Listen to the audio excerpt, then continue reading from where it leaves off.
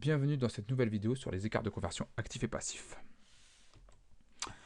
Les entreprises qui effectuent des opérations en monnaie étrangère sont soumises aux variations du taux de change et à la date d'inventaire, ces variations donnent naissance soit à des écarts de conversion actifs, soit à des écarts de conversion passifs.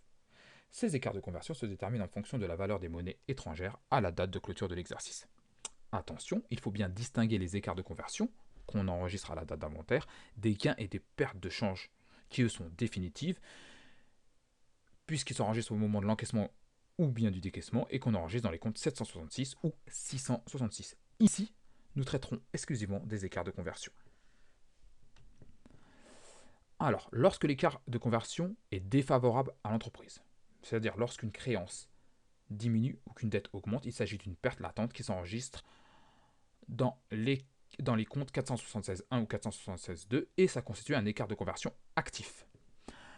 Lorsque cet écart nous est favorable, la créance augmente ou la dette diminue, il s'agit d'un gain latent et on l'enregistre en 477 et il s'agit d'un écart de conversion passif. Je parle de perte et de gain latent car ce n'est pas définitif.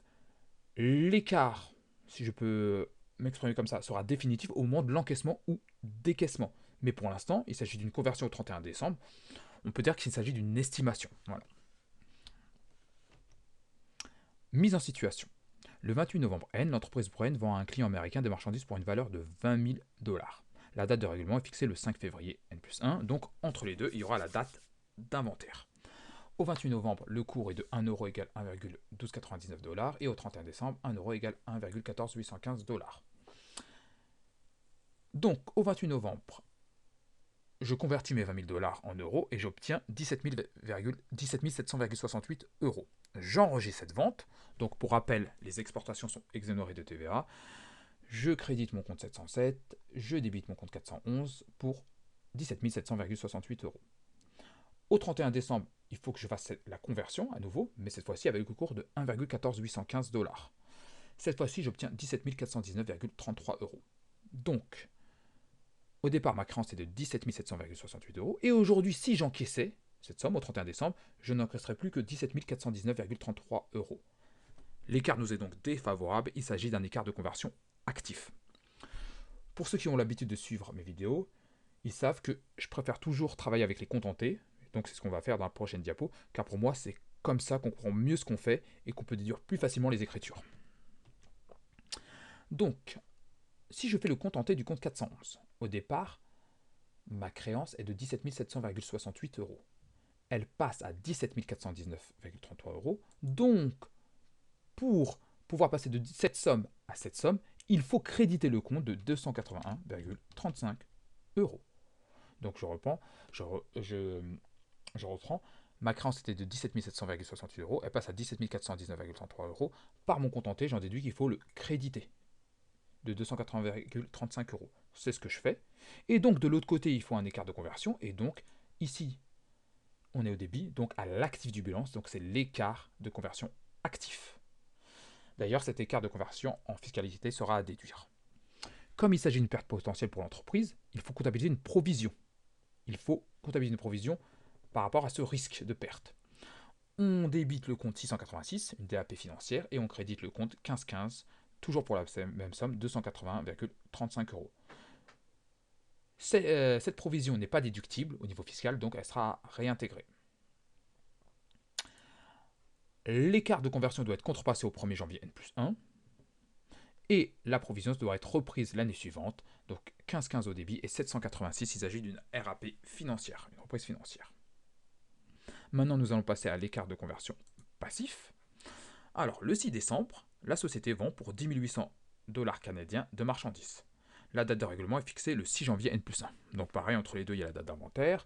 J'ai mes cours ici.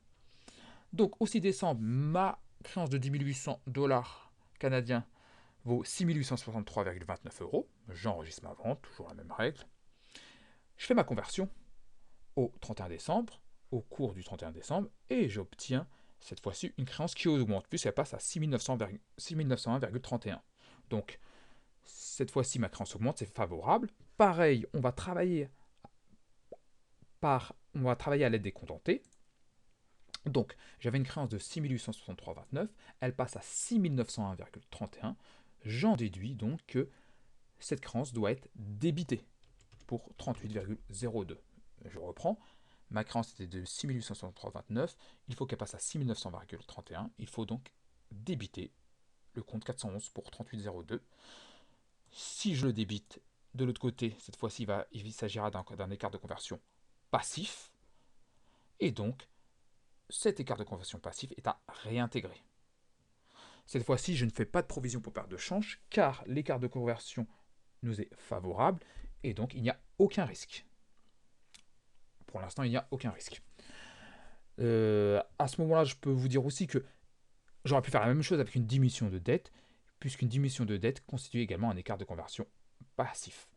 L'écart de conversion doit être aussi contrepassé au 1er janvier N+1. Donc, pour récapituler, lorsque l'écart nous est défavorable, il s'agit d'un écart de conversion actif qu'on enregistre grâce au débit du compte 476 et au crédit du compte 401 et 411. Et derrière, il faut faire une provision par perte de change. Lorsque l'écart nous est favorable, il s'agit d'un écart de conversion passif, crédit du compte 477, et cette fois-ci, il n'y aura pas de provision. À bientôt.